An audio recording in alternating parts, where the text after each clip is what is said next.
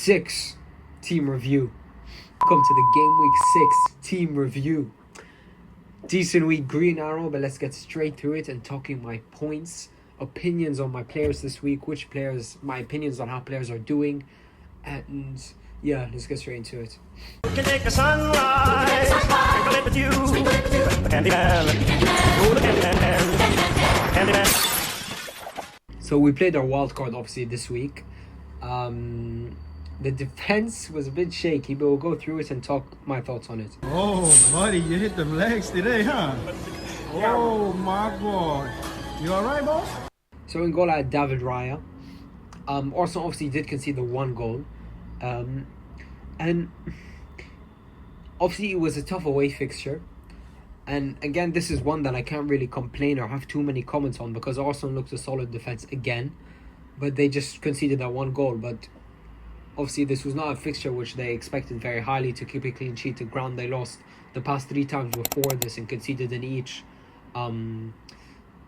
Not, I wouldn't say expected, but you can't blame your players for not getting clean sheet in such a game. And just keep them and hope for returns in the future. Alongside him in the defense I had Timber, obviously.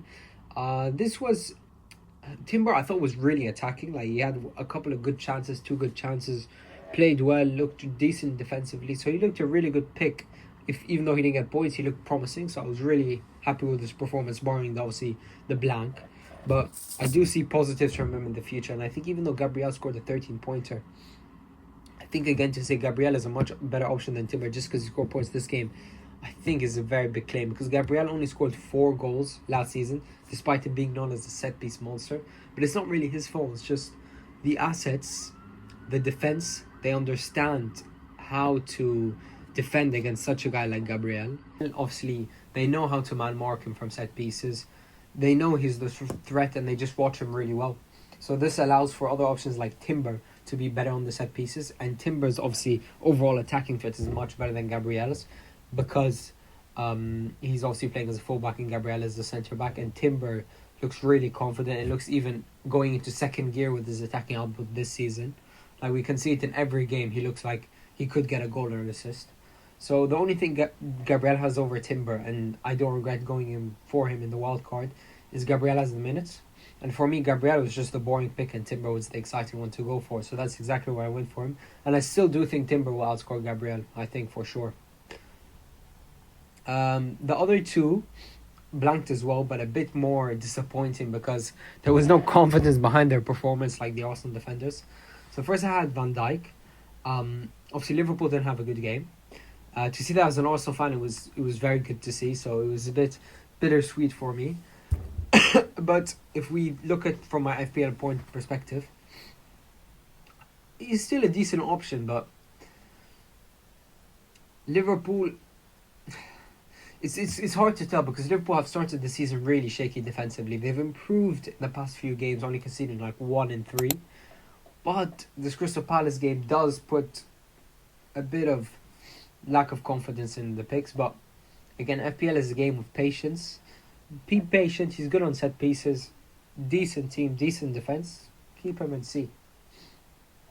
The next one is really concerning because Pedro Porro didn't start.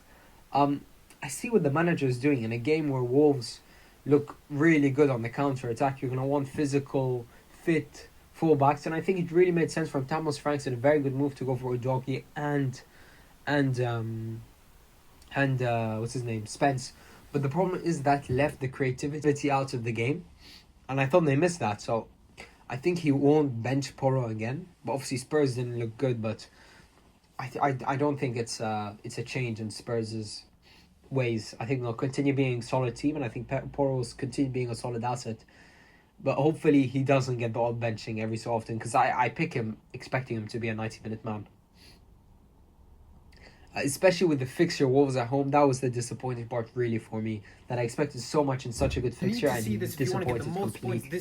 So no returns on the entire defense. My sub-defender, Livermore, did keep a clean sheet. However, he did go off injured. But we're talking the starting defense, no clean sheets. So a bit disappointing, but hopefully next week we can improve on that. Into the midfield. First of all, I'd like to talk about my pick, Jeremy Doku, who I backed on my TikTok and explained how good of a pick he can be. Serious about doing well in FPL, you need to see this video. This is a player that you need to hop on and take the risk on because he has massive potential to haul in the upcoming game weeks. And his name is Jeremy Doku. Let me explain to you why very quickly, and it's almost inevitable that he does get the point. And he did. He showed it. He played really well again and got 10-pointer. So really good to see that, and I expect him to continue the way he's playing. So really happy with his performance there.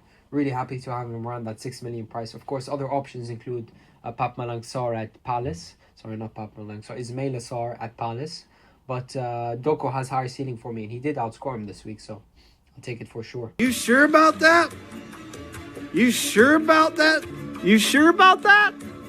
Next to him, another player who got points for me, Antoine Semenyo. He scored points in every single game so far. He's owned by over 50% of the game. If you don't have him, you need to get him now because he doesn't look like he's going to stop scoring points and everyone else has him. So you just have to like bite the bullet and put him in your team, I think. You can't keep getting away with it! He can't keep getting away with it! He won't. Because not only is he getting points every week, it's not luck. He's a really good FPL asset. He's the main player in that Bournemouth attack, who's one of the best attacks in the league. He's on penalties. Bournemouth look a solid team. So, and his XG is fantastic. He's always looking to get goals, assists, be the main man. So I think it's a no-brainer to get him. Alongside him, the other player who played in the Burnley City game was Phil Foden. Really disappointing for him to just get a 1-pointer. But again, this is a player you have to be patient with because he has Brentford at home next week. He could easily be the person to get those double-digit haul. He just didn't get it this game. So patience, and we'll see with Foden. Not much to say about him. He played majority of the game. Pep Guardiola's trusting him. But hopefully the points will come for him soon. And if we remember, a couple of seasons back, Foden did score a hat-trick in that Brentford game. The fourth midfielder, disappointing. Dewsbury Hall blanks and gets suspended for a game. I bought him in. He looked really promising. I just think the game today was a really tough game for Everton and West Ham when the resurgence with Nuno's appointment looked a decent side. So they got the job done, West Ham. I think a draw away from Everton at this point of the season where Everton looking really good, West Ham not so, was really well done from them. And I'm not completely sure of Dewsbury Hall's performance, but of course he's not going to be playing next game, but that kind of solves the benching headache for me anyway, if you see the next video with the Game Week 7 preview. But disappointing for him to blank. Hopefully we do see returns from him in the future, but he's definitely a pick we'd be patient with, and I'm sure he'll return in the future. Up front, we'll speak of João Pedro first. Every week I don't have him. This guy manages to haul, plays like prime Messi. He's really like scaring me. I'm watching the game, I'm scared because he's looking like such a good FPL asset. The 1 week I bring him in, this guy just decides to not play. Or his team decides to not play, and he of course blanks. So I didn't see the Chelsea game, but considering Chelsea only managed to put up 1 goal, got another red card, João Pedro ended up playing that 9 role instead of that 10. It just puts me off him as an asset. It doesn't put me off him, but it's just red flags, you know. Team not playing well, not playing preferred position. I don't know what to say. It looked a good fixture on paper. It looked a very good fixture, but if we move forward, you know, there are very winnable games for Chelsea, you know, to kind of get back, big wins to get. And João Pedro is a big game player, so again, just be patient with this pick. If you've had João Pedro already for so long, you know he's got so many points for you, so no need to worry.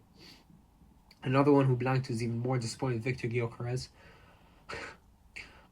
Before this game, looked so promising for him. So promising. I thought from a footballing perspective, he looked like he finally embedded into the team and was finally like playing well. The next 2 games, he has tough fixtures, next 3 games, and he just goes back to his old ways before that Forest game. Again, he's a player who's new to the league, so he's going to need the fixtures to do well. This is what the data has shown so far. So we're going to wait for the fixtures, and the fixtures are here for Arsenal. So according to this, Victor Gyökeres should get back to scoring. And the tough games don't come for another while until we have 23rd November Tottenham at home. So he's got a while to get back on form, get the experience in to play those big games and get the points in those games. So next few games looking very promising for Gyökeres. 2 blanks in a row, not to worry. The points are coming, I'm sure, if we base it off the data. And of course Erling Haaland, 2 goals and an assist. Would have been ideal if I triple captained him, but I reckon I am still going to triple captain Haaland and he's going to get more points than this. Because if you think about it, if Haaland scores a hat-trick, which he's very likely going to do in any of the game weeks this season, he'll outscore these triple captainers week. So I think it could definitely happen. And that's it. Obviously we had Anthony on the bench as well, getting 6 pointers, so good that we have a strong bench. And 62 points, small green arrow, staying in the race, and yeah, it's promising. If we go up, it's good. So that's the end of the game week review. Hit the subscribe and follow the TikTok.